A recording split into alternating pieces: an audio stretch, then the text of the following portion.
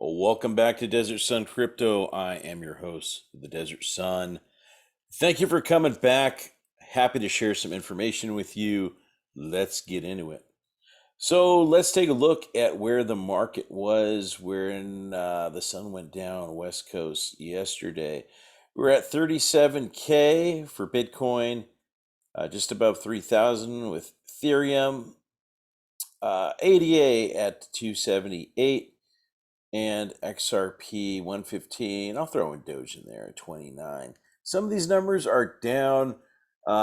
These numbers have been fluctuating. There's been resistance right around where these numbers are, um, but they seem to be pulling back up. And so just something to keep an eye on, nothing to be, frightened about. And if you're like me and you check and you check your crypto about 5 times a day, you're going to see things all over the place. So right now, everything is just looking steady. Nothing more to say there. Moving on to this CoinDesk article, House moves to consider unamended infrastructure bill. Uh-oh. The House will consider a bipartisan infrastructure bill September 27th. Cheyenne Lingan of CoinDesk, uh, she's sharing some information about the whole broker a definition. And if this is the first time you're hearing about this, essentially the way that the infrastructure bill that is moving through Senate and uh, what was approved by Senate is now in the House right now, awaiting any kind of amendments, which usually do happen with these bills. Um, there is a definition that basically is too broad and could be interpreted where miners, node validators, and developers are basically going to be swept into this provision as a broker. That alarmed many in the crypto space, and we do have some politicians, um, bipartisan, by the way, that are pushing back. Uh, as it's explained further down in this article, um, in a Dear Colleagues letter on Saturday, Pelosi told House Democrats that her goal is to enact both infrastructure bill and a 3.5 trillion budget reconciliation October 1st. Andrew Hinkle is a blockchain lawyer from K&L Gates, told Coinbase that the House would be very hard pressed to meet that goal if they amend the bipartisan infrastructure bill. So I do not expect the bill to be amended. Now, this is interesting. There's this bipartisan caucus comprising of Democrats and Republicans alike, um, who are pushing back. Now, as far as the possible outcomes, according to Hinks, the most likely outcome for the infrastructure bill is for it to clear the House with no amendments and to be signed into law by President Biden.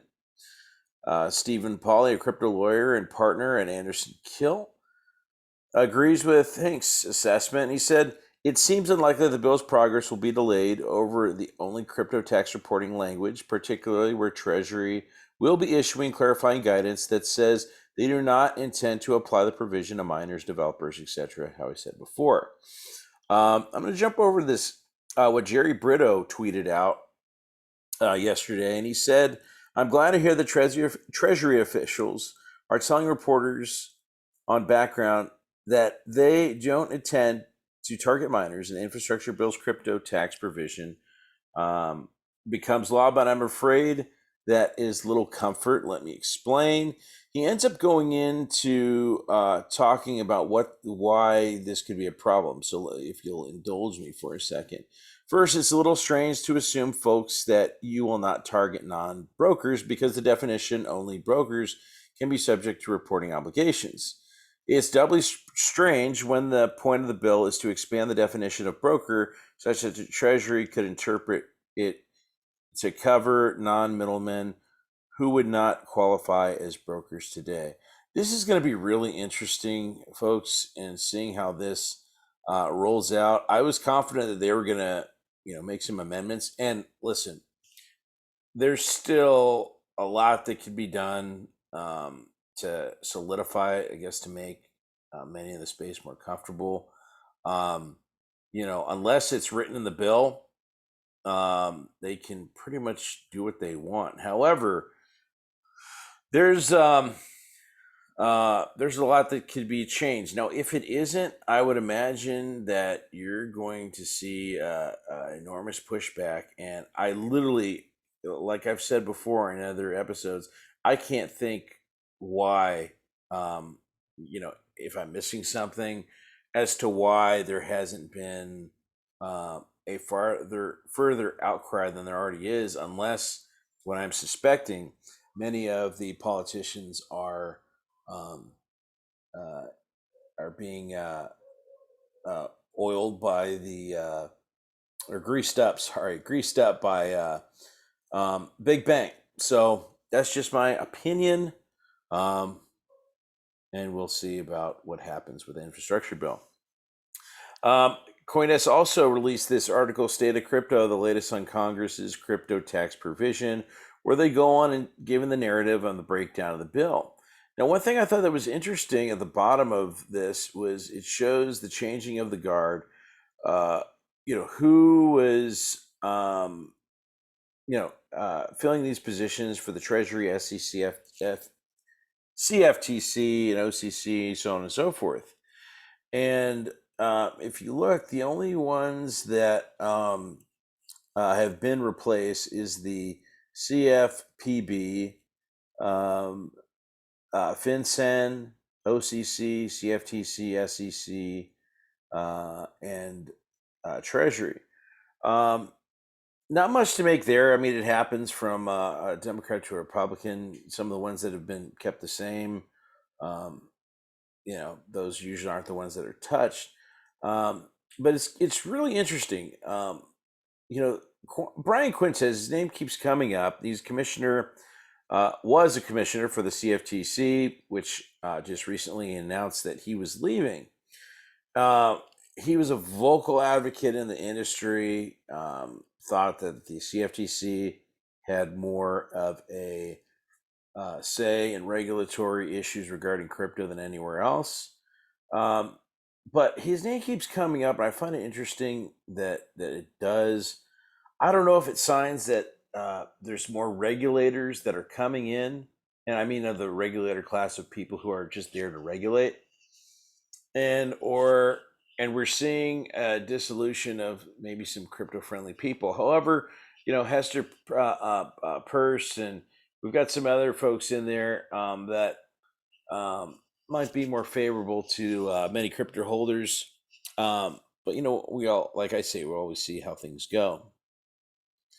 Now, outside of CoinDesk, they report that CNBC said that some locals in Afghanistan are turning to cryptocurrency after banks and local currency exchanges shut down their doors amid the U.S. withdrawal from the nation. However, cash is still king, according to MSNBC Mackenzie's Sigalos.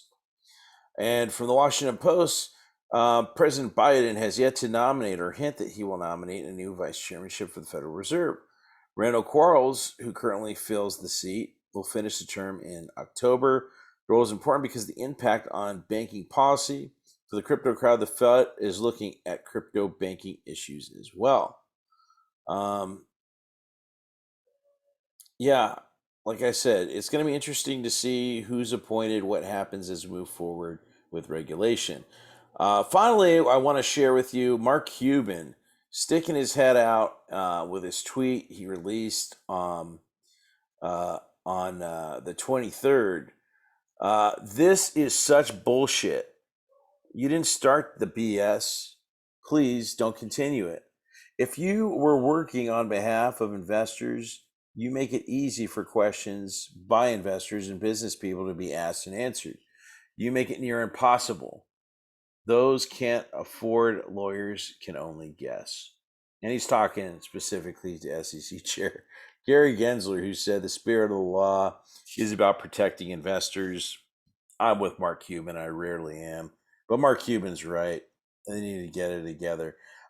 He shortly after tweeted, as a retail investor, to define inside trading, your lawyers are rarely agree. How can they know? Why won't the SEC honor the right to a jury trial? The risk doesn't leave the system is your best line, Gary. The risk in dealing with the SEC is always because of your system. He's right. And glad to have Mark Cuban in this space. I think the more advocates for cryptocurrency that have a larger voice than myself or anybody else, a guy like Mark Cuban always gets and always seems to be on the cutting edge. That's going to wrap it up for the Desert Sun. Thank you for turning into Desert Sun Crypto. You all have been fantastic to me. Have a wonderful, wonderful day.